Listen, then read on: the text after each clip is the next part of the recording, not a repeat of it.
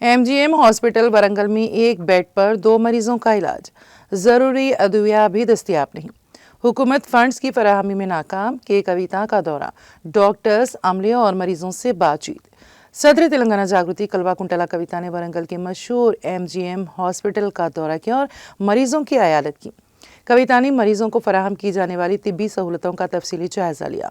इस मौके पर उन्होंने अस्पताल के डॉक्टरों और अमले से बातचीत की और मरीजों को दरपेश मुश्किलात के बारे में दरियाफ्त किया। कविता ने कहा कि तेलंगाना के क़याम के बाद ही ये तय किया गया था कि मौजूदा MGM अस्पताल नाकाफी हैं, इसलिए जेल की अराजी पर 20 मंजिला नया अस्पताल तामीर किया जाएगा, लेकिन बदकिस्मती से ये मंसूबा अधूरा रह गया। आज अस्पताल में मरीजों का हुजूम है, मगर हुकूमत की जानिब से मेंटेनेंस चार्जेस तक फराहम नहीं किए जा रहे हैं।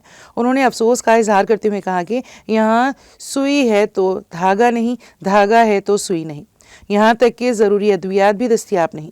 कविता ने कहा कि वरंगल ज़िले से 3 गुजरा होने के बावजूद अस्पताल की हालत में कोई बेहतरी नहीं आई। लेबोरेटरी में टेस्ट के लिए केमिकल दस्तयाब नहीं, मरीजों को मजबूरन बाहर जाकर टेस्ट करवाने पड़ रहे हैं, जो निहायत अफसोसनाक है। उन्होंने कहा कि लापरवाही नाकाबिल कबूल है। सियासत इंतखाबात के वक्त की जाए, अभी आवाम की खिदमत की जाए। अस्पताल में 2 मरीजों का एक बेड पर इलाज किया जा रहा है।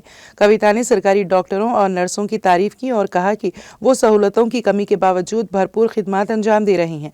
ताहम उन्होंने हुकूमत को शदीद तनकीद का निशाना बनाया और कहा कि अगर अस्पताल के लिए मेंटेनेंस या लैब के लिए फंड्स नहीं तो फिर हुकूमत का मकसद क्या है। उन्होंने खवातीन बुज़रा से अपील की है कि वो सियासत से बालातर होकर MGM और CKM अस्पतालों का खुद दौरा करें और ज़मीनी हक़ाइक़ का जायज़ा लें। कविता ने कहा कि उनकी ये पदयात्रा सियासत के लिए नहीं बल्कि अवामी मसाइल को समझने और उनके हल के लिए है।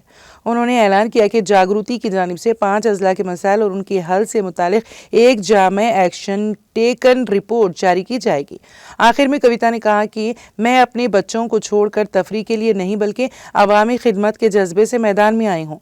अगर मेरे इन दौरों से अवाम को ज़रा बराबर भी फ़ायदा हो तो मैं समझूंगी कि ये मेरी ज़िंदगी का मकसद पूरा हो गया है।